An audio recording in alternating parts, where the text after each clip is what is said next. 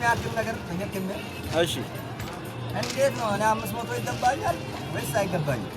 500 ብር እንኳን ይሄ እኮ ጣት ላይ ወድቆ እኮ እግረን ነው ቆርጦ የሚያነሳው። አዎ ጉዳቱን እያወቁ ከፋዮቹ አዎ እየተነጫነጭ ወዳቸው እየጮህ ነው የሚከፍሉት። ቆይ ለምንድን ነው የሰራተኛ ብር ላይ ብቻ እንደዚህ ግን ጎበዝ የጠበቀብን? እነሱ ግን ሲገዙ እኮ አይጨቃጨቁም። ወዲያው አይደል የሚከፍሉት ብሩ?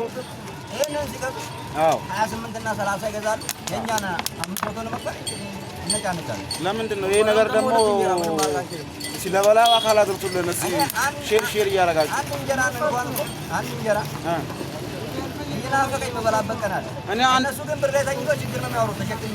እኔ አንድ እንጀራ 2 ቀን ነው ቆጥቤ የምበላው። አንድ እንጀራ 2 ቀን ቆጥቤ ነው የምበላው። እኔ አሁን እንደዚህ ተሸካሚ ሆኜ እኔ ቆጥቤ ነው የምበላው እንጂ በአንዴ እኔ በልቼ እንዴት ነው ለነገም አስባለሁ። እኔ ለነገም ስለማስብ አንድ እንጀራን 2 ነው ቆጥቤ የምበላው ነው። ወደ ቄ መግባት ነው ፍላጎት ነው ወገን ወደ ቄ መግባት ነው። ቄ ነው ወደ አገርህ? አዎ ወደ አገሬ መግባት ፈልጋለሁ። ያው በቃ ሁላችንም ይሄንን ከርታታ ህይወት ለማሸነፍ እየሞከርን ነው። በቃ በአጭሩ እየሞከርን ነው። ምንም ማድረግ አልቻልንም። አዎ